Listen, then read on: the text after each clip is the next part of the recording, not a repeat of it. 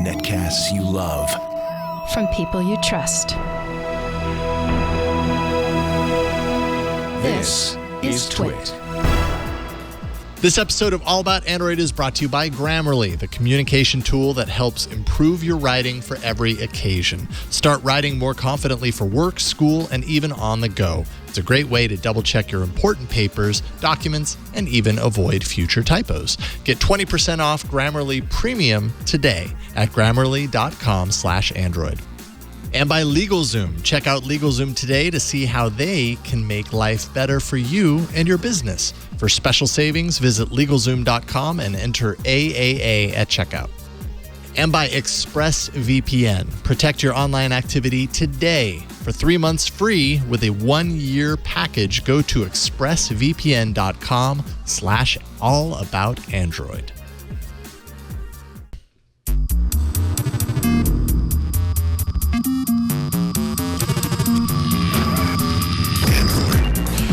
Hello and welcome to All About Android, episode 385, recorded on Tuesday, September 4th, 2018. We're your weekly source for the latest news, hardware, and apps for the Android faithful. I'm Jason Howell. And I am Ron Richards. And I'm Florence Ion. Hey, groovy dudes. How you doing? How's it going? You're not wearing your groovy sunglasses to come out with that intro. I'm not, but I'm wearing a shirt that says "Smile," which you won't really be able to see because my mic cover's right here. But we'll I like that I was picking up on your vibe, Jason, and Flo just went in another direction. I just got back from Oregon, so I'm very chill right now. Oh yeah, you are chill. You're like max chill. I'm max chill. Someone didn't do much laboring this weekend. No, absolutely not. Good for you, Flo. We should all aspire to not. Agreed. And I like. I'm a freelancer, so there are no boundaries. I appreciate your shirt, Flo. Although I can't really see the words on it, but I can see the words on Ron's shirt, and I appreciate it as well. Oh, there we go. There was Smile, and. Oh, it's not just Smile, it's Smile with emoticon. And then Ron is rocking a Descendants shirt. Did you get that at the Descendants show? No, I got it at a Descendants show like a year ago, I think. Oh, okay. Yeah. But it was one of those things where I'm not gonna buy another shirt. I've had, I've seen the Descendants. I feel very old every time I see bands like I saw the Descendants when they got back together in '97, and here we are now. But then I walked up to the merch table. I'm like, oh, it's a nerdy Descendants shirt. It's an LED version, so I have to get this, or Patrick Norton would get mad at me. So I got it. Nice. Yeah. And Milo is all LED as well too. That's really cool. I like it. Yeah, it's very cool. So, as Mine long is as from AliExpress. Oh, okay. Well, of course yours is. That's where you do all of your shopping, right? We have all about Android clothes. That's right. I'm just wearing a shirt. This whole thing, it says nothing. It's got a pocket. That's what it has. We're going to stop talking about clothes. And instead, before we jump in, subscribe, twit.tv/AAA. We encourage you to do that because then you don't have to seek it out. We know every Tuesday, you're like, man, All About Android is tonight. And because I have not subscribed, because I didn't realize I should, I'm going to go seek it out. And you know what? That's just a lot of wasted effort on your part. Subscribe. Save yourself the trouble. twit.tv/AAA. And I've explained to you how RSS works. And with that, that was a passion plea. I'm about I want to go subscribe. You should. I'm on the show. Wait, I already am. Wait, you're not subscribed, Ron? No, I am. I am. But I'm just saying, if I wasn't, I want to go subscribe again. All right. I'm gonna go to the Apple Store and do what we used to do 10 years ago, and go to every computer and go to iTunes and subscribe to the podcast. Because that actually made a difference once upon a time, maybe, or so we told ourselves. You do it on enough Macs, and it definitely will. That's true. Victor, it's good to have you here. It's time for the news. We're packing more news to impress millennials. Here's Android news. Do millennials require more news?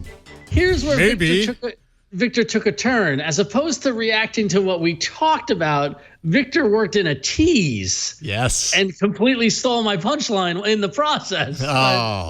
Oh, wow. Good job, Victor. Sorry, Ron.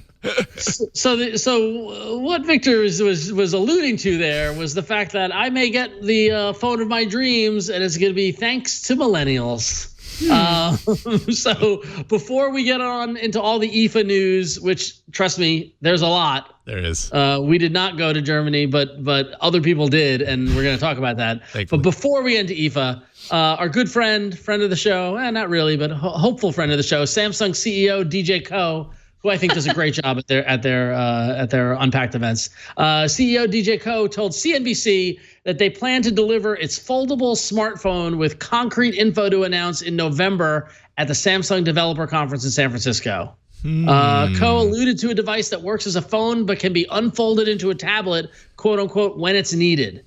He says the design has been complicated, but is nearly completed.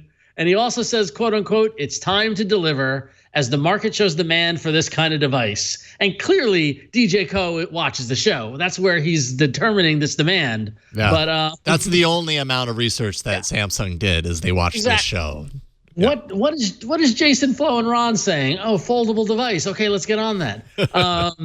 The Wall Street Journal reported in July that this would be a single screen that folds, not like a traditional flip phone with a hinge. And we've discussed all the different variations of this, whether it's a flip phone or the roll-up phone or a foldable phone, etc. But DJ Ko didn't stop there. He also said that Samsung is shifting its mid-range strategy to better compete in that range of products. They're going to be releasing the Galaxy A series, and the appeal is more for millennials who can't afford flagships.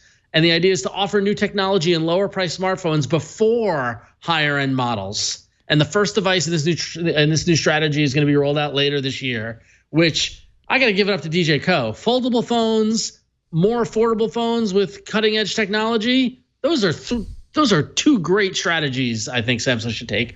I might jump on Team Samsung. But you know what, Ron? You're not a millennial, so you can't speak to this with any sort of authority. I can speak to the fact that the thing I thought that most, whether Google with the Pixel line and with all the flagship phones, stuff like that, I said it back with the Pixel 2. Where is the $300 phone that someone in the mid to low range could get that and feel excited about? Yeah. And I'm glad to hear Samsung's exploring that because I think that's an untapped market. And I also think it's an even larger untapped market of people who want a phone that can fold up and put in their back pocket like a paper football. I think it has nothing to do with phones at all. What does that have to do? I think it has to do with the Samsung ecosystem and expanding it beyond.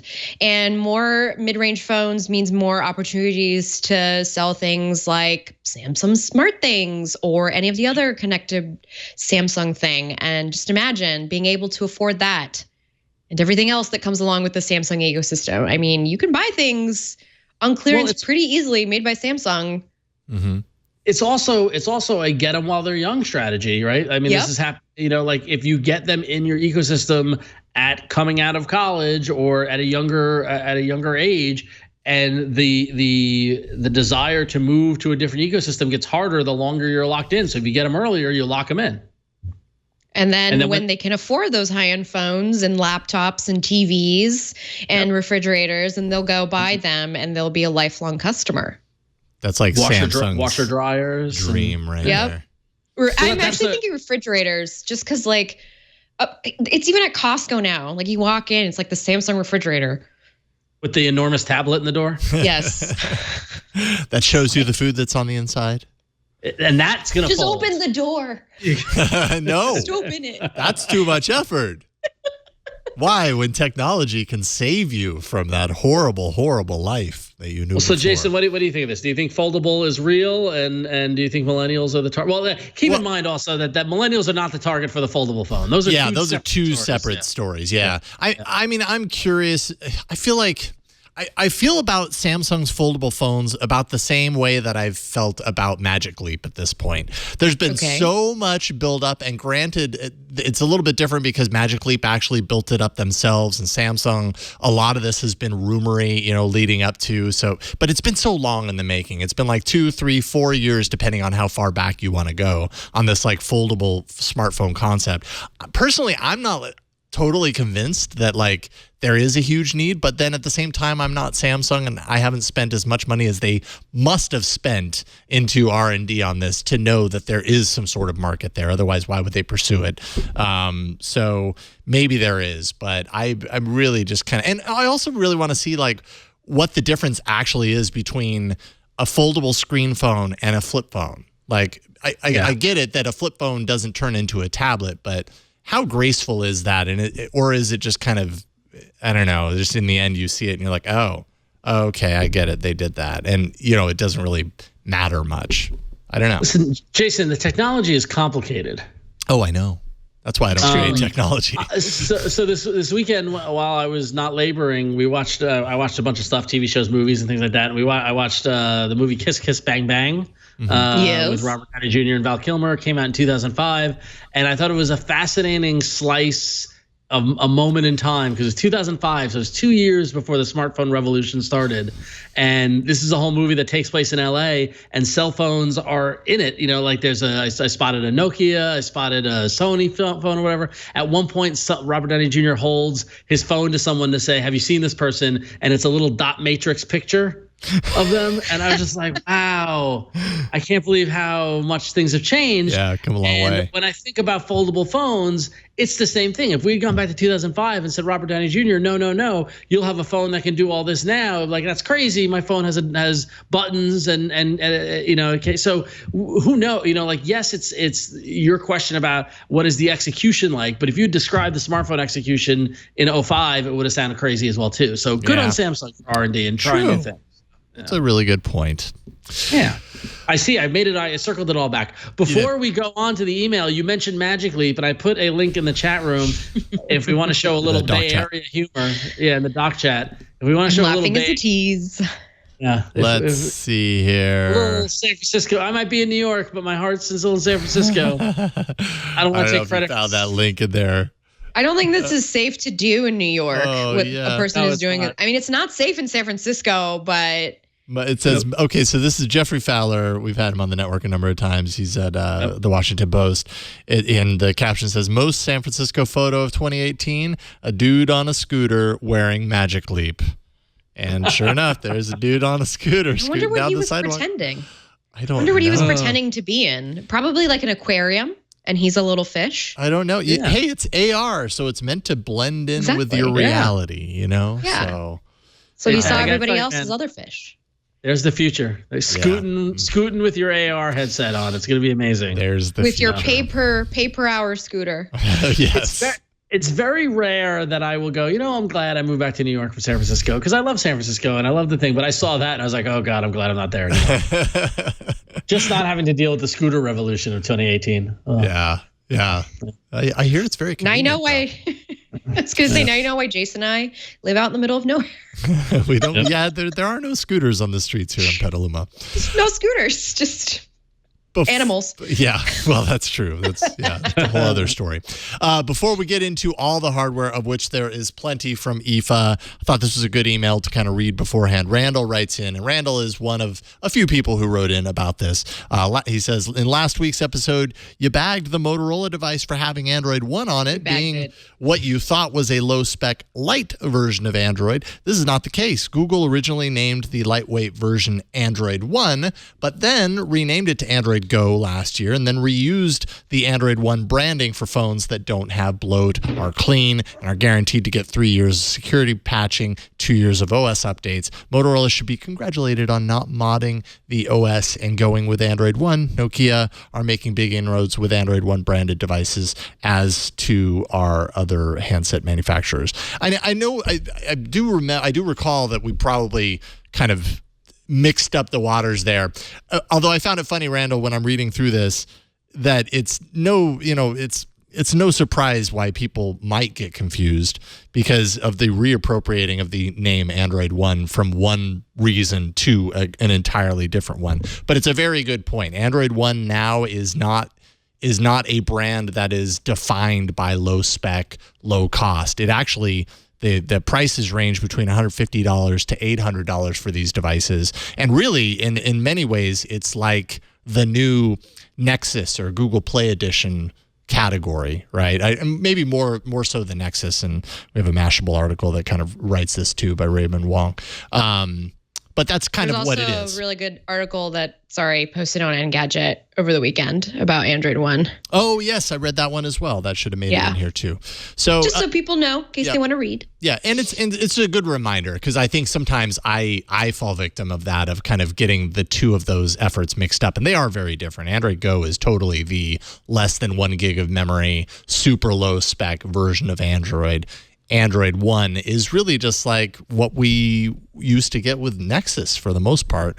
I think in my head sometimes I would say Pixel is that, but Pixel's like the high end of that. And I would say in our defense, you're right. We totally blew that. But in our defense, Android One used to be that. Well, that's what I mean. It's right? Confusing. Like in reading through what Randall wrote here, I was like, it's no surprise that people get it messed up, because Android One used to be something different. It used to be that, and now it's turned into something else. So I blame our friends at Google. I don't blame us. I blame Google. Blame Google. All right. I'm sure Google would appreciate all the blame. Yeah.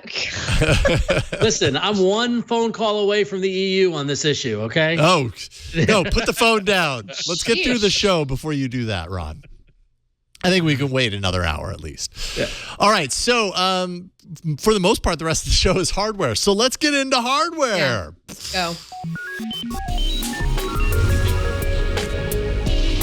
And tacking on to the email, this first hardware block is all Android One. Or tacking on to the Moto. By the way, I just wanted to show off very quickly that I just remembered I had this. Sorry. But I got the Moto G6 in one of the nice rose gold colors. I just wanted to that's shiny. Show you all this pretty shiny color. Does it work as a mirror?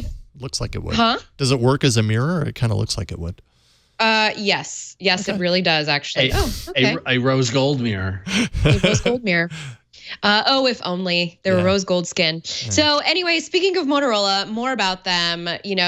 eFun Berlin happened. Mm-hmm. Typically, it's a tech show for kind of Europe and overseas, but oftentimes we'll hear a lot about what's coming out from other OEMs at the show. And so for Motorola being the first one up, they announced the Motorola One and One Power. These are both Android One devices, hence their name. And so we're back here on the Android One train.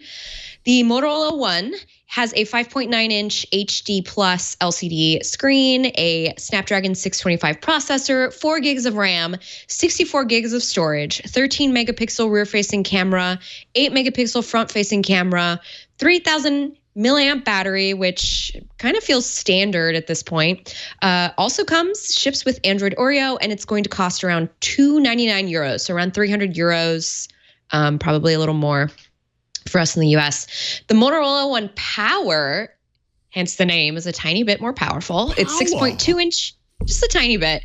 6.2-inch full HD plus display, LCD display with Snapdragon 636, so a little more powerful. Dual 16 megapixel and 5 megapixel rear-facing cameras, so it's going to come with that extra camera to add that extra little bit of oomph. 12 megapixel front-facing camera for slightly clearer selfies. 5,000 milliamp battery. Ooh. That certainly lives up to the name of power. And it also ships with Oreo, but there's no pricing, and this is planned for India only, which that's going to be a nice phone for the Indian market. Both phones have headphone jacks. Yes, there is a notch, as the style has called for, and is promises of 2 software version upgrades through Android Q, whatever the heck that might be, and 3 years of security updates. So that's pretty darn nice. And if you're buying that phone in India for the Motorola One Power, I mean, those are some nice specs. Yeah. And let's see here. I had something and it lost. It fell into the notch. Fell out of your brain. I had something. It fell into the notch. And right when I started talking, it disappeared. It fizzled away right into the gap that the notch left. Yeah. I don't think I have anything more. I want that thought back, though, because I had something really wonderful. Oh, I remember what it is. Fell into the notch. Nice title idea. Is that it kind of one thing that does kind of stink, like 2 OS versions is great, but it kind of stinks when like your first OS version is the one just before the new one that just launched, right? So it'd be really nice if this launched with Welcome Pi to and then Android. you have QR. So it kind of feels a little bit behind, but hey, yeah, welcome to Android. I guess that's the reality of Android. Yeah, I'm sorry. I don't mean to be like shut it down by being a little Miss Cynical, but it's just kind of how I feel at this point. And there's so much more. I don't know. It's just welcome if you haven't been here already. Thank you. The snacks are Good to be here. The snacks Fair are enough. good, but sometimes the air conditioning doesn't work. You know, You got to kick it. you give and you take. Yep. Understood. So it's so hot here. Why'd you have to bring up air conditioning? Sorry. Well, continuing on the Android One love, let's talk about the LG G7. So the LG is getting in on the Android One game as well too, but they didn't hold an event or anything like that. They just put out a press release. Okay. So the LG G7 One is the LG's first Android One device. It's got a similar design as the G7, but with a matte finish, and it lacks dual rear-facing cameras, and it steps back to the Snapdragon 835 and 32 gig of storage. It's got support for the quad DAC, which is always cool to see. And security and platform updates are nice since LG isn't usually that great in updating their phones, but no pricing or availability yet. But LG came to IFA ready to show off a G7 One. With a press release. Yeah. Ooh, So look at that what purple color. Wait. Look at that purple color. Now Purple that's color the. looks good. I think that is the. It's the G7. That's that. What is it? The thin Q. Yeah. Aw, So this that's is kind of like hot. side by side, if I remember correctly. Yeah. That's. The But I thin want that color for every phone from now on. Q. The shiny purple. I like the idea of an LG G7 with Android One with just the stop, as close to pared down, no other kind of stuff. That could be a really good phone. I mean, Yeah. more and more, like I know I was talking about this being Android One being more like a Nexus replacement in that price category, but really it just reminds me of the Google Play Edition stuff. I mean, it's a combination of both. But I remember when Google Play Edition, when everybody was clamoring, like what Google really needs to do, or what these hardware manufacturers really need to do, is they need to come out with a version of their really nice phone, their Samsung Galaxy phone, and then Without all the stuff. without all the software cruft, and just have it be. And they did it for a very short period of time, but I remember that being like a big victory, being like, "Yay, they're listening, they're doing it," and then nobody bought them. I think maybe it'll be a little bit different with Android One, Well, because already it seems like everybody's getting on board with it.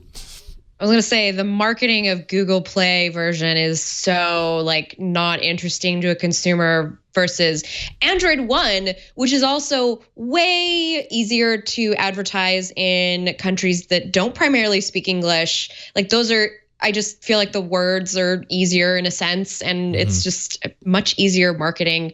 And I think you're absolutely right. It totally is the Google Play version, Yeah, quote unquote.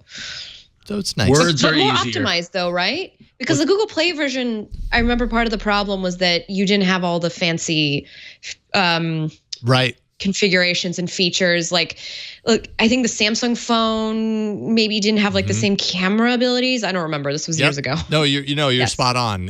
When it came out on I can't remember which Galaxy S it was, but it was. I think it was 4. It was like 4 3 or or 5 4. or somewhere around there. Yeah. And any of these special camera features that were part of Samsung software did not make it into the vanilla version of Android that was installed on it. So you actually lacked certain features that the hardware was capable of. It's just it wasn't running Samsung software to process it. So wah, sad trombone on that one. It's much better now. Yeah, I like the direction of this. And it looks like a Pixel phone. Oh, wow. Well, hold on to that thought, because we've got a phone Okay. in the next hardware block that totally looks like a Pixel All right, phone. all right. We're going to talk about that in a little bit, but first let's take a break and thank the sponsor of this episode, and that is Grammarly. I'm a huge fan of Grammarly, and you're going to see why. The communication tool that helps improve your writing for every occasion. I don't think I'm a bad writer, but I make silly mistakes when I'm writing, and especially when I'm trying to, type out an email quickly to somebody. You don't want to come across with just silly grammatical errors or spelling errors, that sort of stuff. Sometimes your spell check that's built into your software is going to catch things. Often it catches spelling errors, but it doesn't check grammar as well. And that's kind of what Grammarly is all about. And it's really, really good at it. Grammarly helps you write more confidently for all the things that you're writing for: work, school, even on the go. They have a free version that you can use to get you started and to understand kind of how it gets in there and analyzes your writing and helps you, proposes different ways that you can improve your sentence structure so that it makes more sense, that it removes unneeded apostrophes, that's all that stuff. It's available across platforms, including online, desktop, and mobile. Grammarly has a premium version that allows users to track their writing skills and progress over time. You can almost kind of, see how you do and how you improve and how much time you're saving and all that kind of stuff over time. In addition to spelling and grammar, Grammarly Premium helps with advanced punctuation, structure, style within context, vocabulary suggestions, conciseness, and trimming it down to make sure you get to the point faster, readability for different occasions. 76% of surveyed premium users now find writing more enjoyable. And that's just because it works. It's always there, kind of running in the background, and super easy to detect when it spots something. You just see it, it calls it out on the page, and you make the change. And it just makes you sound, let's be honest, it makes you sound and look smarter, right? Because everything reads the way it's supposed to be reading. Go to Grammarly.com/Android to get 20% off Grammarly Premium today. That's Grammarly.com/Android. And check it out for yourself. Check it out for free at first. I think you're going to want the premium for the added features that entails. And we thank Grammarly for their support of All About Android. That's Grammarly.com/Android. All right, we don't need to play a bumper because we're knee deep in hardware right now. This is hardware at IFA Part 2, other phones, because I didn't know what else to name it. So cool. Hardware IFA Part 2, electric IFA-loo. Yes, the electric IFA-loo is upon us. Let's see here. So I had spent some time with the Sony Xperia XZ3 a little while back, and that's because it was the new Sony phone. Guess what? Sony's got a new flagship. It's the Sony Xperia XZ3. That's right. Really? Did not take them long. They announced They couldn't be stopped with 2. They had to move to 3. They had to move for 3. And there are some upgraded aspects of this. It really does feel kind of like, to a certain degree, it's like an XZ2 Premium Plus, maybe. But it has some extra features in here, so I'll list them off. It's an upgraded 6-inch 2880 by 1440 OLED panel, not LCD like on the last phone, at 18:9 ratio. It's an upgraded 3300 milliamp hour battery. That's a slight upgrade from 3180. It ships with Pie, so you're starting with Android Pie on that. The front-facing camera is upgraded to a 13-megapixel sensor, so you're going to have more high-quality selfie photos, and there's some advanced kind of 3D modes, interactive modes that you can do with the front-facing sensor. I played around with that a little bit, and that was kind of cool, so apparently that's improved on here. They're also touting pretty big AI features, as are all the smartphone makers.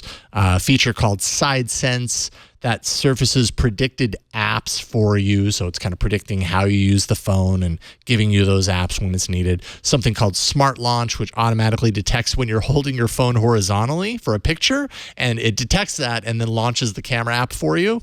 So it's like, oh, you pulled out your phone as if you were going to take a picture. Here, instead of tapping on the phone button, we'll do it for you. That's going to be really cool when you want to take a picture, and all the other times, super annoying. Yeah, I wonder how it really, truly knows that. Yeah. It's artificial intelligence, which is the solution to all of our worries and our woes. It's going to launch in October, so you're going to have to wait long for this. 699 pounds sterling, which translates to around $900 US. So, what? Sorry. What? No. No. I don't want it. Flo says no. Why? No. Wow. I refuse to give you $900. No. Okay. That's fair. $900 is That's how pricey. I feel about it. The XZ2 Premium, if I remember correctly, was right around $1,000. That's no. So this is less. Stop that. I'm just This telling. is not the don't early shoot the 2000s. messenger.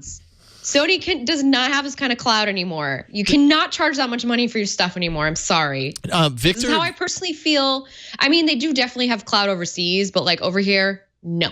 Victor's pointing out something that it might change your mind, Flo. There's what? There's a purple phone. The purple phone. Yeah. How much is purple worth to you? I'd rather take a usable version of Android than a purple phone. Okay. Sony's version of Android is pretty usable. It's okay. I'll be honest. It was all right.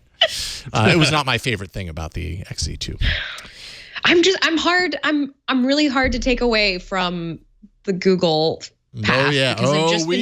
Flo. I've just been treated so well by Google these last two phones that it's hard for me to think of life elsewhere. Well, think of life elsewhere you shall, because you're talking about the next phone on the list. Well, this is a big life elsewhere for people around the world. It really revolves around Huawei. They're a very big player elsewhere in the world, as much as they've tried to be a big player here. But they did have another announcement at IFA, the Huawei Honor Play. This is meant to be a gaming device, hence the name Play. Yes. 6.3-inch display for playing with a notch, which might not make you very happy when you're playing, but you'll work around it. Dual 16 megapixel and 5 megapixel rear facing cameras. With Huawei, they're pretty darn good at that camera stuff with AI camera features like scene detection and portrait mode. Also a 16 megapixel front facing camera, which means photos are going to be sharp. So get your oil blots out. Kirin 970 processor, 4 gigs of RAM, 64 gigs of storage, which seems actually, that's standard about now. 3,750 milliamp battery. So I guess that's pretty good. GPU turbo mode to boost graphic performance up to 60% and reduce power consumption up to 30%. I guess we'll have to see what the reviews say about that, because that's just what it promises. It's also got AI 4D Smart Shock feature for enhanced haptic vibration during gameplay, so that when you are holding onto those virtual buttons, they feel like the real tangible buttons, but they're not real. Yeah, it's like that watch that you brought on, that vibrating watch, but in your phone. Or the Nintendo 64 Rumble Pack. Yeah, I guess. That was very rumbly. I do take umbrage with the name of this as the AI 4D Smart Shock feature, because the fourth dimension is time, and unless those buttons are vibrating you in the past, I don't want to hear it. I think 4D has yet to be truly defined. Is it time, or is it just really whatever you want it to be? Which is what I think all marketing departments assume is 4D is whatever they want it to be. Ron, you'll be a lot happier with the 3D surround sound in the headphones, but they're only in the headphones only. And you get all this for 329 euros. Okay. The Honor Play. The Huawei Honor Play. I think the fourth dimension is time. And I want a phone that can be a time machine. By the way, can I offer an anecdote? Go for it. I have noticed so I had a friend who moved overseas. She moved overseas and she switched from an iPhone to a Huawei. I think the latest P20 Pro. Yeah, I think the P20. Yeah. Yep. Mm-hmm. And I just thought it was very interesting. Like the minute she went overseas, just to be like open to the idea of a Huawei phone. I don't know. Just thought it was interesting. Go to a different market where Huawei dominates, and suddenly you find yourself enticed. Well, yeah, because I mean, think of if the advertising is like big over there, and you see people using it, you're more inclined to want to check it out, right? And I don't see people using Huawei phones in the United States. I see them use plenty of LG phones. Well, but isn't there a whole availability, country politics thing going on with Huawei? Yeah, but I just mean in the sense that, if the phone were more widely available in the US and we would start seeing people use it, then it would be, I don't know. I'm just offering an anecdote of how they are a part of the world elsewhere and not here. Sure. Yeah, well, those are my observations. It's easy for us to, and I probably do this as well, easy for us to think that Huawei is like a less dominant brand than it actually is, because worldwide, I mean, it's enormous. It's just we happen to live in the United States. I mean, the same could probably be said for Sony as another brand where we consistently kind of fall into the trap of, oh, it's a Sony, it's not a big deal. It's just not a big deal here in the US, it seems like. But in other markets, it's a very big deal. But with Sony, it used to be a big deal to have a Sony product. And that's why it's a little, for me, I make such a comment about it, because my household used to be a Sony ecosystem, and now it's not. Now it's a Samsung ecosystem. Actually, now it's Google. Yeah, that's true. Yeah. It's Google and whatever I get on sale. Setting that bar high. Spoken like a true millennial. All right. And as long as they put some avocado spread on it, good to go. Yeah, you're all set. Some toast, you'll be all set. But when talking about phone brands and their presence around the world versus the US or whatever, I think a good example now is HTC, which, as we all know, Google invested strategically in, and HTC is believed to do a lot of development, and did the Pixel 3 come out of that and all that sort of stuff or whatnot. But at IFA, HTC announced the HTC U12 Life, which answers the question, what is HTC going to be doing with what's left of the company? And here is their new phone that is a premium mid-range device. It's running Snapdragon 636 with a 6-inch FHD display, and it's got 6 gig and 128 gig storage options, 6 gig of memory, 128 gig of storage, dual 16 megapixel and 5 megapixel rear-facing camera, and a 13 megapixel front-facing camera with LED flash, a 3600 milliamp battery, headphone jack. There you go. No notch, so no notch to fall into on this one. And the back of it, the back of the phone looks very close to a Pixel device, kind of merged with an iPhone X. It's got acrylic glass with a dual tone texture on the bottom half. And some people, this article here was showing from PC World, and other folks are arguing that it's a better design than the Pixel 2 and the Pixel 3. And for that reason, it's speculated, which I think is a bunch of malarkey, but it's speculated that HTC U12 Life is only going to be available in Europe because it would show up the upcoming Pixel 3, which I disagree with. But for whatever reason, it's available in Europe for between $329 and 329 euros and 349 euros. And a lot of praise for this HTC U12 Life, and saying this is what could have been a Pixel 3. And it's speculated, is this possibly a rejected Pixel 3 design? I, for one, don't think it doesn't look bad, but it doesn't look that amazing. Yeah. Like I read a bunch of articles where everyone was effusive with the praise about it, and it just looks like the same phone that's been out for the past couple of years. Yeah. Doesn't look much different to me. Maybe it shows better in person. Yeah, but like this PC World article is like the most beautiful phone we've ever seen, and and it's still got a pretty big bezel. It's got that fat bezel on the top and the bottom. Like maybe now that I'm on the OnePlus 6 and I'm used to the notch, and I was just looking at my phone on the subway today, and I was like, wow, there's barely any bezel on this phone. Like I've got a lot of screen real estate. You're like, I could really go for some more notch on this phone. Yeah. Yeah, give me more notch. But I mean, this is a fine phone. It looks like somewhere between a Pixel 2 and a Pixel 3. It definitely looks. It's not a damn fine phone, though. No, it's not a damn fine phone. So. I appreciate that you use the word malarkey. Yeah, me too. I was really beaming. That's why I'm here. I don't know if I've ever used that term, but I'm going to start using it more. There you go. You should. Dag nabbit. All right. You can let us know what you think of the HTC U12 Life by sending us an email to AAA@twit.tv. And finally, in other news of phones that might be kind of hard to find in the United States because it has the letters Z, T, and E in it. What you should have named this block. Right. Yeah. That would have been appropriate for most of this block, actually. But I mean, that's IFA in a nutshell, right? ZTE Axon 9, its latest flagship. Snapdragon 845, 6.21-inch AMOLED display, 4,000 milliamp hour battery. That's no malarkey. Dual 12 megapixel and 20 megapixel rear-facing cameras.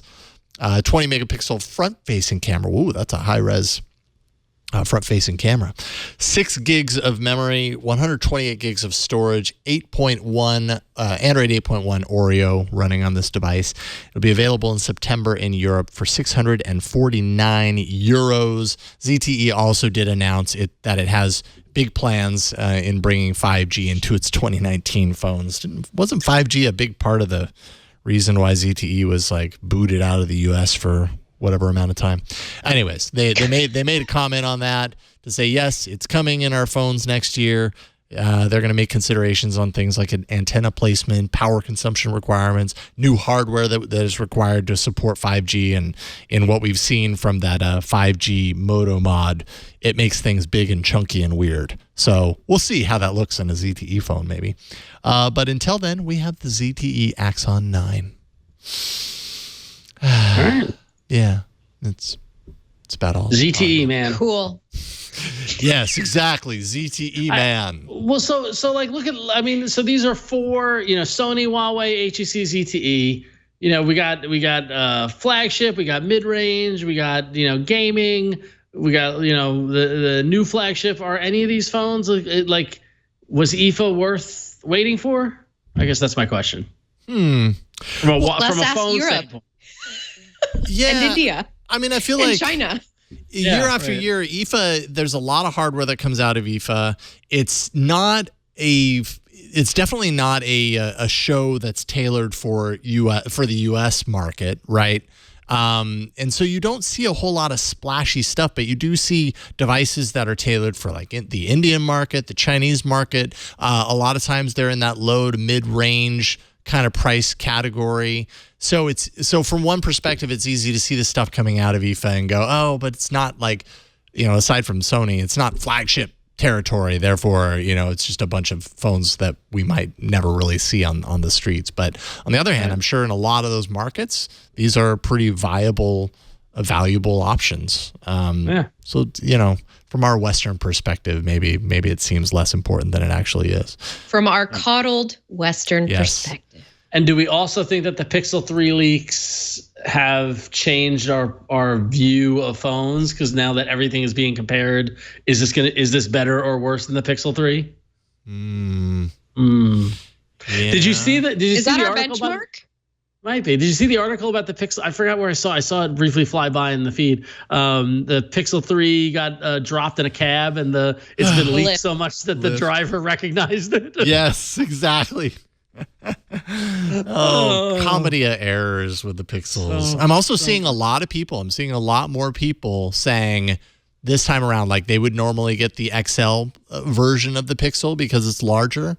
And this time around, they think they're going to go for the smaller one, the Pixel, because it's going to be good enough. And there's just so much hatred for the bucket up at the top of the phone that they don't want the 3XL. Listen, hate the game, don't hate the bucket. I gotta say, just sorry to veer off topic, but very quickly, lots of people have been complaining about the Pixel 2 XL, and I have to say I've had no problem with the regular small Pixel 2, except for the bad, terrible battery life and. You mean complaining about performance, or? Yeah, there's been a lot of people that just been complaining about performance and software glitches. And of course, there was that big screen snafu last year when it launched versus my little Pixel 2 has just been purring and running just fine. Yeah. It did the beta, or actually I didn't do the beta, just kidding. But you thought about it, obviously. But no, I didn't do it. Okay. Yeah, well, I find myself going, maybe I do want the smaller one. I don't know why I'm thinking that, though. I think I'm just thinking that because that's where all the cool kids are, and I want to hang with them. It's just a pendulum. It's just swinging. Yeah. Big phones are the way to go. Smaller phones are the way to go. Everybody's on the smaller phones. Now I want a bigger one. And this is why we need foldable phones, so you can have both. Oh, okay. Thank you, Maybe. Samsung. It's coming. All right. Well, let's take a quick break and let's thank LegalZoom for sponsoring this episode of All About Android. LegalZoom is awesome because you know the saying, time is money. It's totally true, especially when you run your own business. Literally, I can attest to this. Time is money. But running a successful business involves taxes, contracts, and a whole lot of fine print, things that eat up too much of your time, especially if you're not a lawyer at all. So that's why it's time to turn to LegalZoom. Over the past 17 years, more than 1 million Americans have used LegalZoom to help launch their businesses, but that's only the beginning.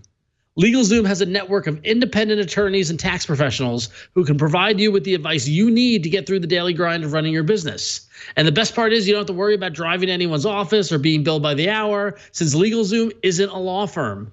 You can count on LegalZoom to provide the business resources you need and service that fits into your schedule. You can invest your time and money into growing your business and let LegalZoom help with the legal stuff. And let me tell you, as someone who has tinkered and worked at small business and entrepreneurship and all that fun stuff, you don't want to worry about this stuff. You want to get someone who's a trusted advice, who can tell you the information you need when you need it, and you don't have to worry about meetings and schedules and going to their office. LegalZoom is there when you need it, and they're amazing. So go to LegalZoom.com and use promo code AAA at checkout for special savings. That's LegalZoom.com and use code AAA. LegalZoom, where life meets legal. And we thank them for their support and providing great advice and services. Thanks, LegalZoom. Thank you, LegalZoom. And now, we haven't had this segment in a really long time. I know. It's time I saw for it. I got excited. Jam-packed segment that we call hardware, but the other kind of hardware.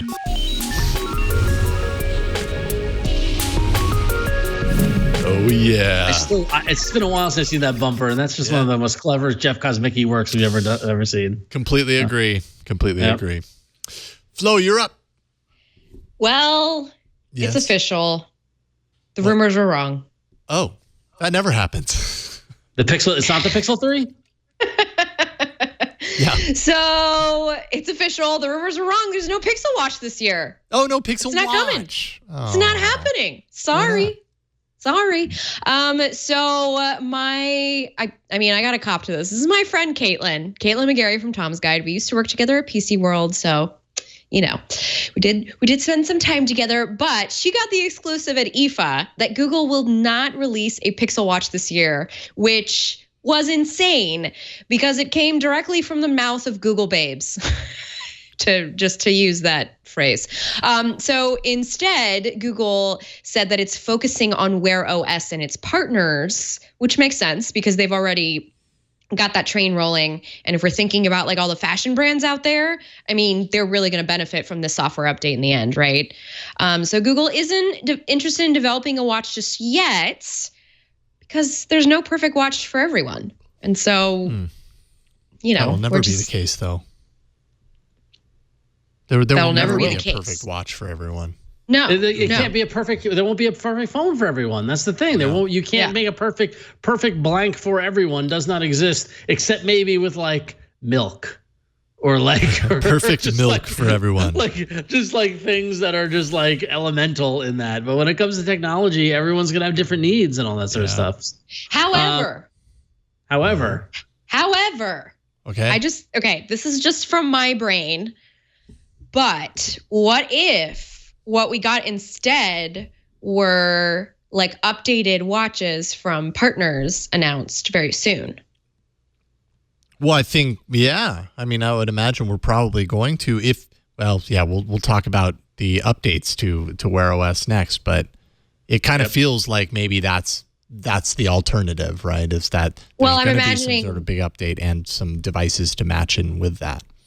I'm imagining like an LG watch style 2 or something, like a thinner, POLED, something that actually fits and doesn't make me sweat and itch. And isn't larger than the wrist. That picture that was on the Tom's Guide article with the watch. I mean, the watch was so big on that wrist. I mean, that's still a constant issue. I mean, this is why I don't wear one. Yeah. Oh. Yeah. That's Caitlin's wrist, by the way. Yeah. It looks like a saucer. That is a big watch on Caitlin's wrist. Yeah. Well, on that watch potentially could be the next version of Google's Wear OS. I think it is. So do you remember the moment when Android kind of crossed the Rubicon and no longer felt like a thing only for us, but an operating system that any person could use? You know what I'm talking about, right? That was material design for me. Yes, it was material design. I agree. When it got so elegant and the design of the interface got so nice that it no longer was a thing that we understood, this is the default button set, or this is the it seemed less hacky and it seemed more polished and more like a product. Mm-hmm. Well, it looks like the third update to Wear OS is going to potentially cross into that realm. The update update is expected in mid-September, and the early returns on it are very positive. There are 3 focuses on this update. 1, it helps people stay connected. 2, proactive assistant help.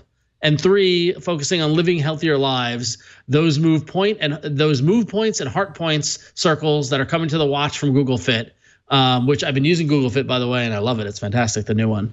It's got a rearrange interface for finding things more efficiently, smaller notification cards that fit more on the screen at once instead of just one at a time, and easier access to the Google Pay from the watch itself. Speed increases when including in the assistant, and all Wear 2.0 watches will get the update within a week or 2. So it looks like on the OS level, they're focusing, okay, people are wearing watches. Why? They're wearing watches for fitness needs, and we think that the assistant experience will be the game changer here. So let's focus on that. And I was watching some videos and some takes on the stuff that show it, and it really does dial into how are people actually using this device. It's not an extension of your phone anymore. You're getting these messages, you're getting notifications, but you're asking Assistant for directions or what the temperature is or whatever it is, and you're checking your steps and you're doing your fitness stuff. It becomes more context specific to what you do with a device on your wrist. So Wear OS actually looks like it might be maturing with this 3rd version. Yeah, I like Finally. the looks of it.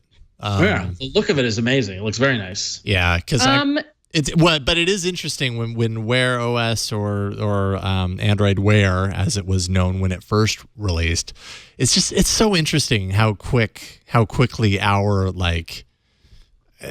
our attention or acceptance of a particular design paradigm fades off when a new one comes around, right? Like, this looks really good right now. I remember Android Wear looking really good when it launched too.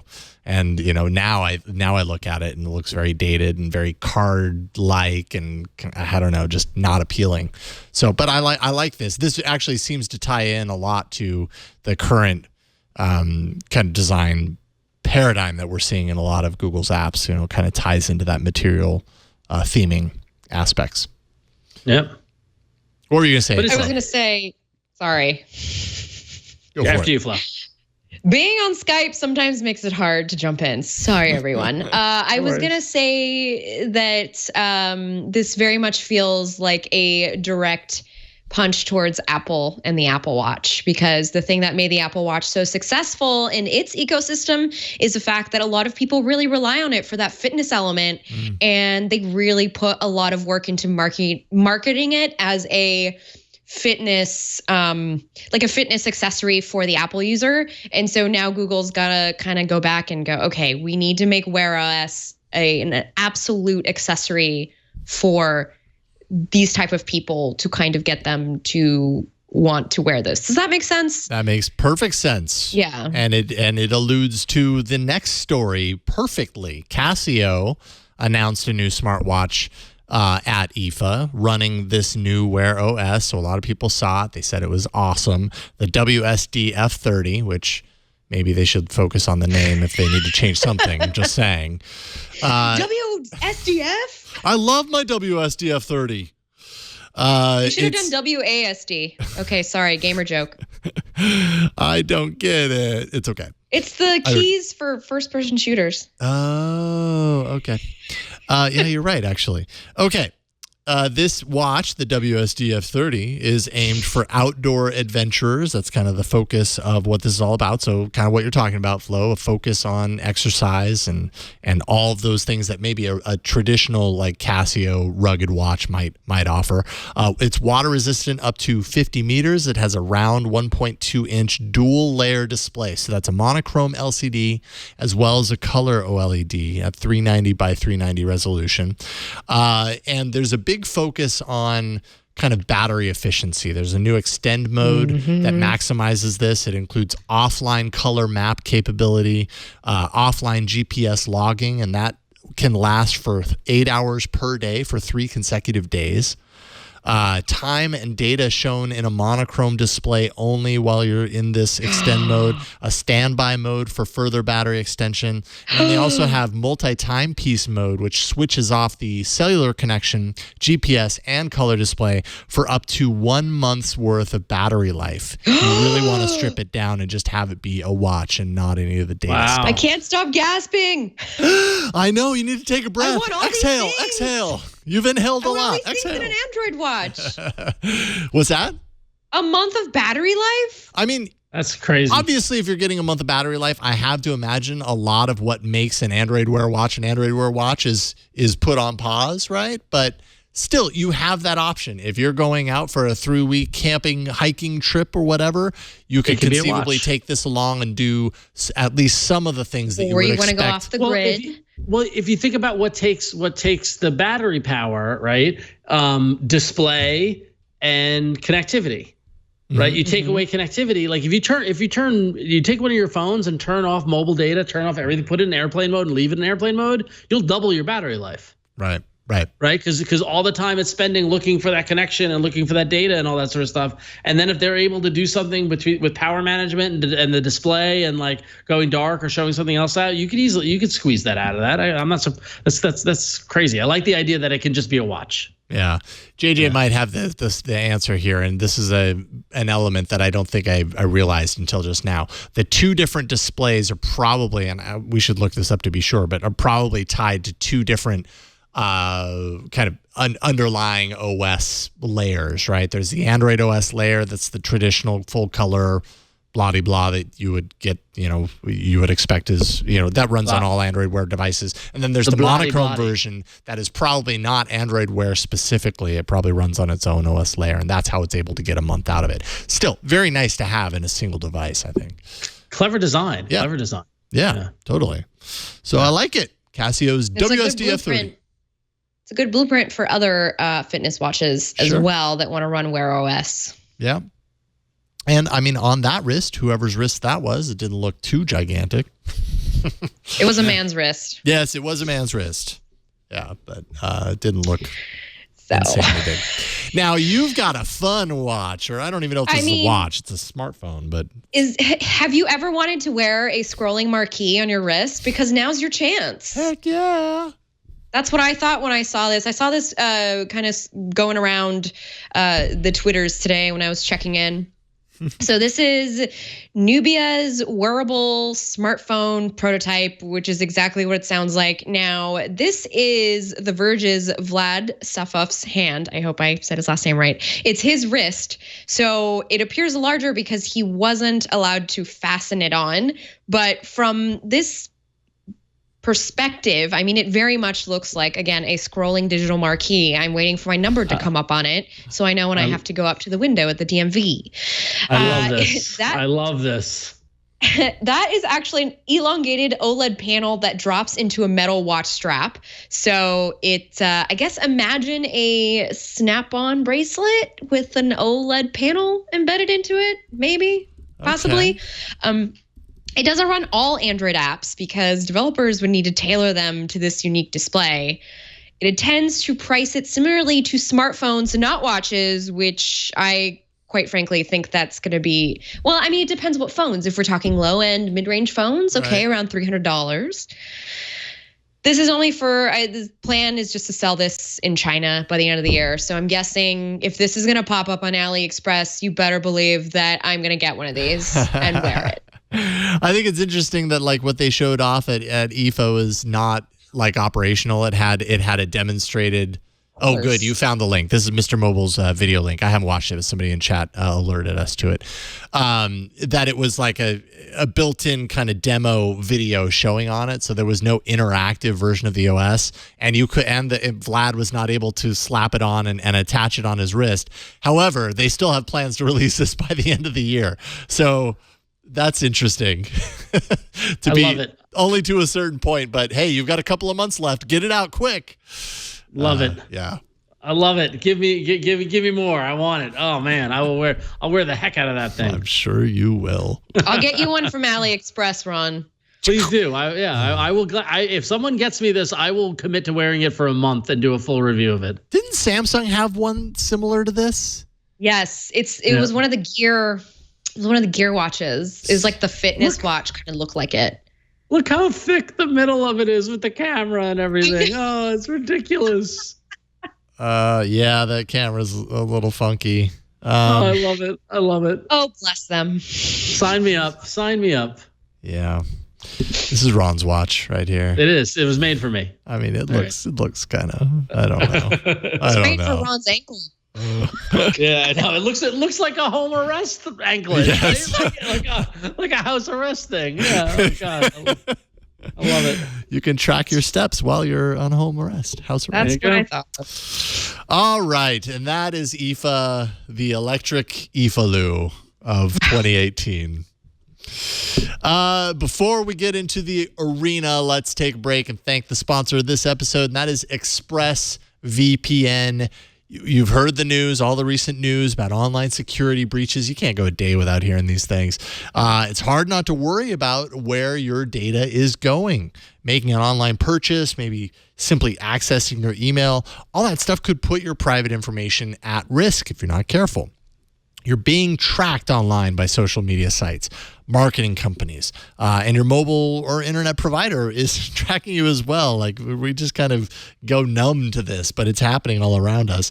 Not only can they record your browsing history, they often sell it to other corporations who want to profit from your information. So it's important that you know that this stuff is happening and you can take action to kind of protect your privacy. I've been using ExpressVPN when you're on a public Wi-Fi setup, it's really good to log into a VPN. ExpressVPN is perfect for that. Has easy to use apps that run seamlessly in the background of your computer, your phone and or your tablet, and you just turn it on with a single click. Like, I've had some VPN apps on Android in particular where in order to do it, you have to kind of go through this step-by-step process or whatever. With ExpressVPN, it's literally just a push of a button and boom, you're connected. Secures and anonymizes your internet browsing by encrypting your data and hiding your public IP address. It also allows you to safely surf, like I said, on public Wi-Fi without being snooped on or having your personal data stolen. It's rated the #1 VPN service by TechRadar and comes with a 30-day money-back guarantee. So you can check it out, see what you think. You got 30 days to tell them what you think. It costs less than $7 a month. If you don't want to hand over your online history to your internet provider or data resellers, well, then ExpressVPN is the answer for you. Protect your online activity today, and you can find out how to get 3 months free with a 1-year package. All you have to do is go to expressvpn.com/allaboutandroid. That's expressvpn.com/allaboutandroid. And if you do that, you're going to get 3 months free with a 1-year package. So 3 months free, not a bad deal. Visit expressvpn.com/allaboutandroid to learn more and to protect yourself. And we thank ExpressVPN for their support. And now, boom, boom, boom, it's time for the arena. So many enter, but only one lives. Android Arena. All right. So before we get to the arena, we should probably just get something out on the table here, because there was some news that's totally related to the arena, last week's arena.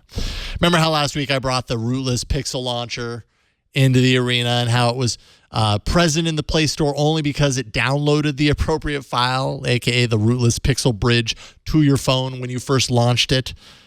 Before that, it couldn't be there because it just wasn't allowed. Well, the file that enabled Google Feed is what it's downloading, right? Among other things. And that was ultimately its undoing. It's now removed from the Play Store. The rootless Pixel launcher cannot be found on the Play Store anymore because what the app was actually doing, and like when I think about it, like it makes perfect sense. But what the app was actually doing was it was downloading the APK via the app And that is, from what I understand, not allowed in the Play Store. You can't download another APK. They do that to protect you, right? Otherwise, an app, you'd install the app, and then it would download an APK, and suddenly you've got malware on your phone or whatever the case may be. In this case, that was not what was happening. The developer is really upset that this happened, but hey, those are the rules. The only thing, like what I asked myself when I first read about this was, well, what's different when you download a game and then you run it and it says downloading, 1.4 gigs of blah, blah, blah. And it does that. And I guess the difference is in the game, in the perspective of the game, it's data that's supported by the app that you already downloaded. In something like this, it was downloading an extra APK and installing that, which was the rootless pixel bridge that acted as the mechanism to enable things like Google Feed, and that's not okay. So, but if you got it before it was pulled down, I guess, yay. Uh-oh, can't hear Ron. How many times did John Cusack say it in a movie? What's that? We missed that last part. What did you say? I was saying that begs the question, does its arena results maintain? Mm-hmm. I mean, I would argue that it's okay because people voted for the app and it was an app and they were able to install it. But I stand rootless pixel launcher was the winner, so I stand to gain in that reality. I don't know. What do you think? Maybe I'm not the one that should be judging on this. No, it's a tough one. It's a tough one because at the time of the show, it was in the arena, it was in the Play Store and available, and then it no longer was. And so people can vote on the concept, I guess, and supported the developer and him figuring out a way to get it back in. I guess it's okay. I mean, Flo, how do you feel? I'm okay with it. Yeah, say Levy. All right. So that said, with those results, with Jason coming in first and me coming in second and Flo coming in third through 35 weeks in the arena, the guests' lead is dwindling as there are no guests. So they've got 104 points. I'm still in second place with 87 points. Jason moving up in the charts with 81 points, and Flo is in last at 75 points. So, but anything can happen. That's okay. This week, once again, we have no guests, so Flo could get into the 80 club with a win. Right, and Jason could get even closer to me with a win, and I can get closer to guests. Anything can happen. It's amazing. Chat room is lighting up a little bit. They are making the valid point, which is that it just doesn't exist in the Play Store. As an app, it still exists. I know. And we've had apps in the arena that exist outside the Play Store. So this is definitely the kind of thing that my favorite folks in the chat room will jump all over and defend heartedly, and that's why I love them. So that's fine. Yeah, I've got some good support today. Okay, so Flo goes first. All right, so Flo goes first. I will move that up here and I will launch it. I'll show it off for you, Flo. Actually, what you're going to do is you're going to find yourself a pen pal today. Oh, am I? Yes, because the app that I brought to the arena is called Slowly, and it's all about slowly communicating with people around the world. It's not a dating app. It's not a networking app. I'm just kind of in the mood to try and talk to somebody either in my language or another language that maybe you're practicing. And that's kind of why I like Slowly. So this is the way it works. So you sign up for it. You set up your profile. Jason, if you can go to set up your profile. I already did. Oh, look, there you are. I got my profile set up. I've even received so a this letter. Is what the profile looks like. So there's Jason's little person. It says your zodiac. Thank you for reminding me. I'm a Virgo. Which is how people find you and how you are matched with people. Oh, is it? Oh, okay. Yes, and you can describe yourself if you want to, or what you do is you tag. So you picked interesting topics like pets, I see, adventure. And so what it's going to do is when it pairs you with somebody, it's going to pair you with somebody who has similar interests. Oh, look, you got a letter from Portugal. It will be arriving in a day. No, so why a day? Why not now? Because the whole point of Slowly is that you are waiting for it to quote unquote be mailed to you. Oh, like normal It's like mail. snail mail for your phone. Okay.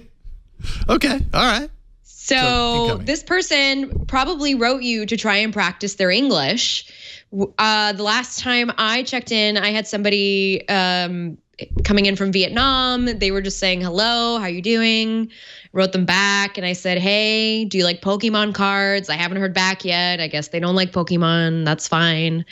Maybe I'll find some Pokemon friends through this. Honestly, Slowly is I just thought it was a really interesting concept on a social network.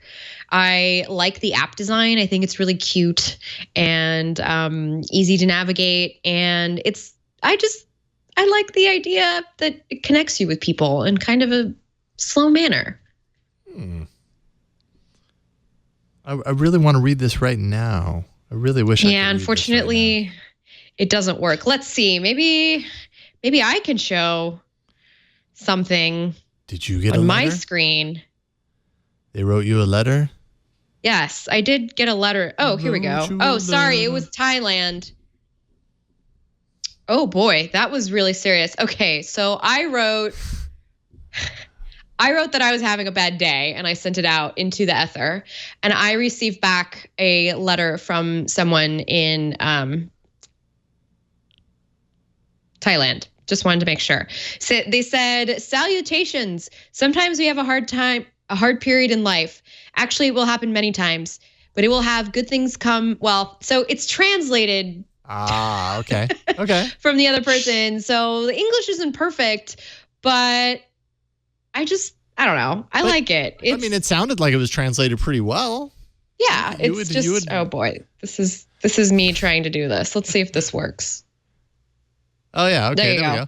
Hey. You can kind of see it. So it's just like, this is like the letter, and it looks like it was sent to you. Oh, cool. And then to reply back, there's a little floating action button, and then you could just start typing. And then there's cute little stamps that you can use. So I have there's little Android stamps. There's little stamps that you can unlock that you can use. There's the Android one that says Hello World. And then there's like my Zodiac over there. Whoop. I forgot that this is backwards, the camera. No, you're good. And you can kind of scroll through it. It's just a little cute app. And I'm just always looking for something new in the Play Store. So awesome. I love it. It's great. Free. That's great. I really like the design of it too. It's very, very bubbly and clean looking. Interesting. It's not. I will say, it's different. As a kid who went to elementary school in the 90s, I don't know if I don't know how standard this was in other schools, but we had pen pals from 1st through 4th grade. And so it was kind of always a part of that communication. Mm-hmm. Yeah. I had a pen pal when I was a kid. It wasn't through school though, but very cool. It's called Slowly. And it's free. Slow communication. All right. Ron, you are up next. Yeah, so a lot of times in the arena, I think all three of us can attest to this, that we're looking for new apps to bring to the arena, find things that are kind of like, oh, I haven't seen that before. It's a new take on this or whatever. And in the years that we've been doing this, it's been hard to actually do, like, this is an app that I actually use and I testify and I kind of, I'm endorsing. But in this case, this is a new app to me that in the past 2 weeks I've started using, and after using it for a couple of weeks, I'm like, I got to bring this to the arena because it's never been in the arena, and I don't know how or why. But the app is called Balance, and it's actually, the full name is Runtastic Balance Food Tracker and Calorie Counter. But so for those of you who follow me on social media over the years and stuff like that might know that I enjoy running. I've ran several 10Ks, and I ran a half marathon a couple years ago. I'm running another half marathon this November.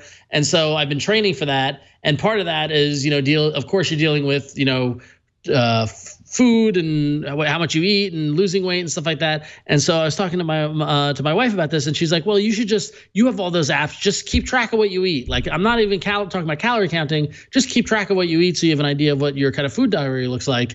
And so I was looking for different apps that do this, and I realized that the folks who make Runtastic, which is the app that I use when I go running to track my runs, have an app that does just that. And so I started using it, and as Jason's doing here, for those watching the video can see, you can easily just type in what you eat, and you can add it if you know the number of calories. You can add it or not. You don't need to have it to be assigned with calories or not. You use it just to keep track of what you're eating for. But there's also a huge database of things in there. So if you just type in a letter, it starts coming up, and you can find all different types of there we go, breakfast burrito. There it is. And a lot of the times they have in their database, they have kind of commonality of ingredients and nutrition facts and calories. If you do want to track that stuff, it's very easy. They have a cool kind of a little ruler interface where you can adjust how big of a serving size you have. Oh, I'm so hungry. And the thing about keeping track of what you eat and tracking all this stuff is that it's got to be easy. It's got to be frictionless, because if it's not, you're not going to use it, and then it's useless, right? So I found myself using this app for the past couple of weeks and enjoying using it, looking forward to entering what I'm eating, and keeping track of that stuff. But that's not where it stops. If you go back to the main screen, you can see here if from the top down, you can see you keep track of using the similar kind of circle progress infographic kind of style. Depending on your height and weight, it tells you about how many calories per day you should be eating. And then as you track it, the progress continues. It shows you how many calories you have left. It also gives you a balance of carbs and protein and fat, etc. But what's neat also here is that you can keep track of your fitness activities. And so if you do use Runtastic, if you go running, it will automatically port in the Runtastic data into the app, so you don't need to do anything. Unfortunately, it doesn't connect to Google Fit as of yet. So if you're doing something outside of Runtastic, you do need to manually add it. But again, the interface is easy, and it uses the same icons and almost the same interface Google Fit uses. I kind of curious why they don't have Google Fit as a part of it. But so you can add in all your different activities, and it will account the calories as it ties into what you've eaten during the day, and give you a sense of, okay, you need to eat 3,000 calories, but you burn 500 doing that running those 7 miles, 8 miles, windsurfing, Ron, windsurfing those 10 miles. So there you go. So that's just purely the food diary aspect of it. But wait, there's more. Down at the bottom, you can see that there's a news feed, which I don't really use as much, but it basically is your feed of your activity, and if you're connected to friends, you can see what other friends are using it if they're on Runtastic as well. But if you're not, it doesn't really matter, so I'm not really using it as much. But you can find friends who are using it if you want that sort of thing. But then if you hit the plans button there to the right of the plus action button, if you are trying to set goals either for healthy balance or to lose weight or to whatever, they do have meal plans that can help you. And they do charge for these things. This is how they monetize it, right? So they do offer premium. That's at a low cost. You can see here, $233 a week, or as low as 50 cents a week. About $30 for a membership. Not too bad. And if you're serious about this stuff, it's they do offer a good deal where you can get a full year membership for just $50, which is all right. And it's nice to have these, if you're looking to do this sort of thing, to have these plans kind of done and in place for you already. But if you're just looking to track what you eat, to get a sense of some calorie kind of counting, and also factor in your exercise and all this sort of stuff, get a little healthy, the folks at Runtastic, dude, it's funny because we talk about support your devs and things like that. These are pro dev makers. Like this is a company that is making these apps and monetizing them and making them, and keeping them updated and keeping them kind of the best in class for you to use. And so why not use it? So Balance by Runtastic, food tracker, calorie counter, free in the Google Play Store. Check it out. Nice. Yeah. I like the design. layout of it. Yeah, very good design. I like the idea of the mobile nutritionist. Yeah. It's nice. Very nice. It's a good tool to help you with your health goals. Yeah. So, yeah. Right on. Okay. I'm going to show off an app that, I don't know, just kind of visually, I thought it was an appealing way to think about breaking down tasks, breaking down projects that you might have, and organizing how you think about your effectiveness in doing something. My app is called Mindly, and it's a mind mapping app, which is something that I wasn't too familiar with when I first stumbled across this. But I think it has an interesting design, and I could see how this could be really beneficial if you really got used to organizing kind of your projects and your ways of thinking around this. So I'm going to jump into Mindly here. and show it to you. So you can see right here, I'm not running the full version. I should have upgraded to that for this, so I apologize. I think the full version gives you unlimited amounts of these bubbles to add into a task, which I'll show you here in a second. But you can kind of see here, when I set it up, it gave me kind of a welcome task, let's say, with 17 elements inside. Gives you an idea of when it was created, modified, and that sort of stuff. When I tap in there, it takes me to kind of the mind map for this welcome message, right? And here they've listed, you can go into here, find out how it's used. It takes you in there, and you start to see all the different functions on how to use the app, because they're using this as a way to kind of demonstrate what the app actually is. Press and move to rotate.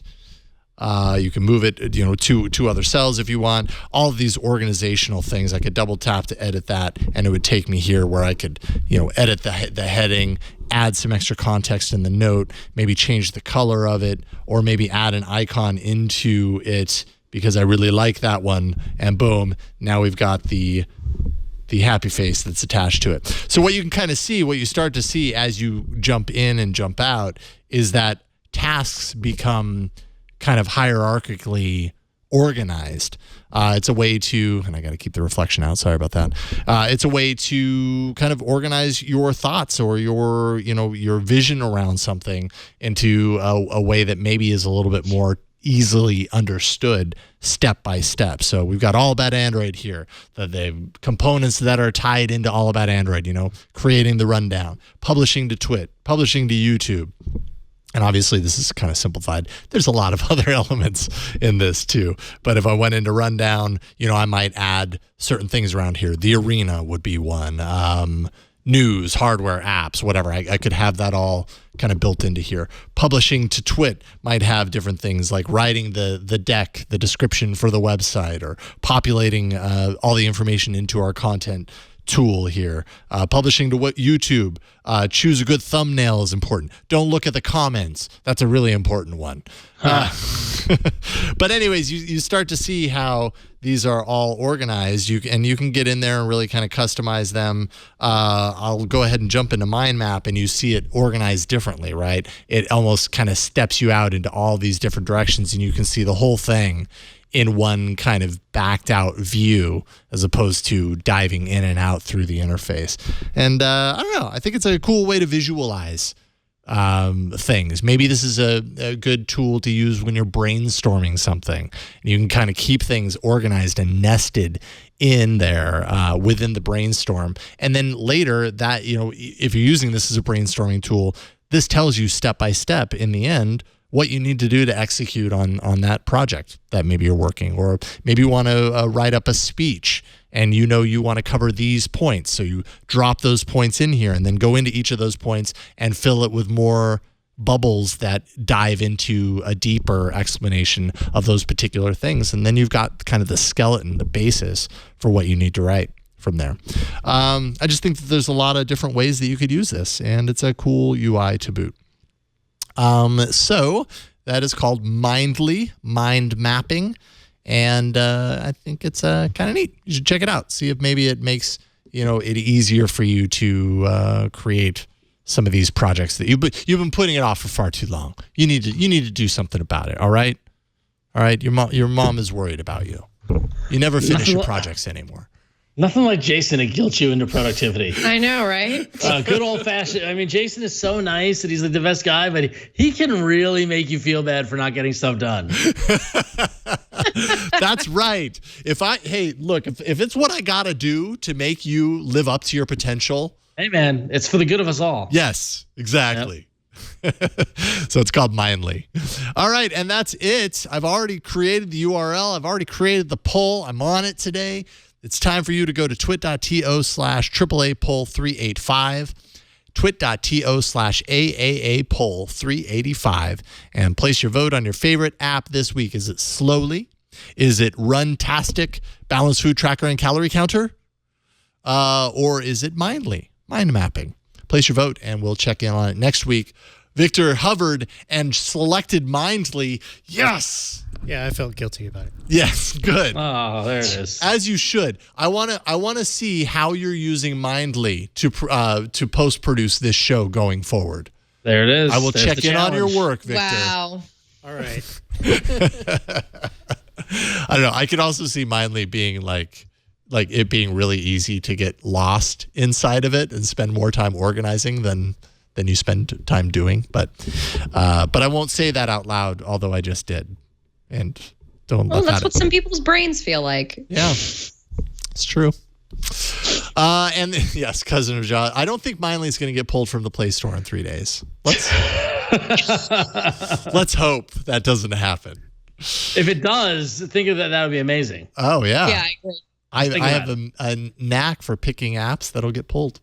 Yep. Great. That's it. We're done. We're done. This IFA episode is history, folks. Almost history. We have to do our goodbyes, though. Starting with you, Flo. What's new in your world? What you up to? I'm still recovering from my Labor Day weekend right now, but for now, FlorenceIon.com, Twitter.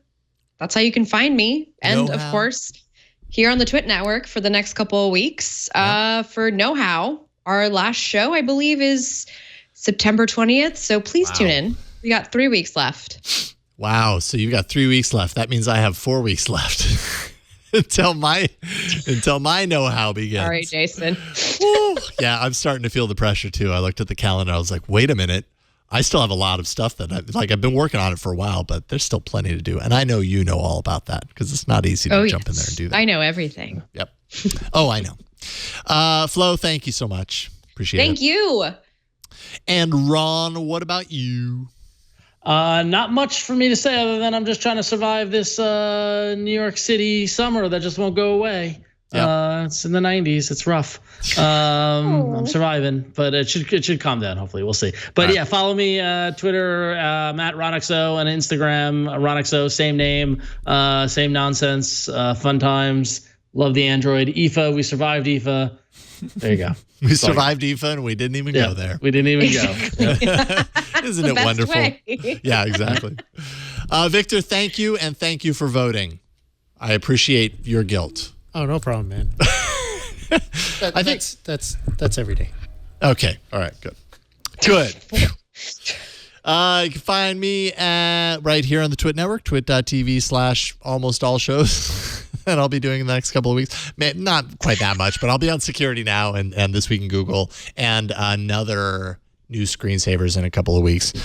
So, filling in for Leo, it's not easy. It takes many of us to fill in for Leo when he's gone. So there you go. Yeah. You can also find me, my music at yellowgoldmusic.com and find me on the Twitters tweeting at Jason Howell. But that is it for this week. Leave us a voicemail, 347-SHOW-AAA. Send us emails at AAA@twit.tv. You can find us on Twitter. We're at Android Show. We have our Arena apps list, twit.to/Android apps, if you want to check out on all of our past Arena entries. And thanks to the folks that keep that updated each and every week. Show notes of past episodes at twit.tv/AAA. That's where you're going to find a new hero image. When did that happen? Whoa. Was that tonight? Holy cow. No, I think that happened like a week ago. Yeah, that was a week ago. Wow. Look how...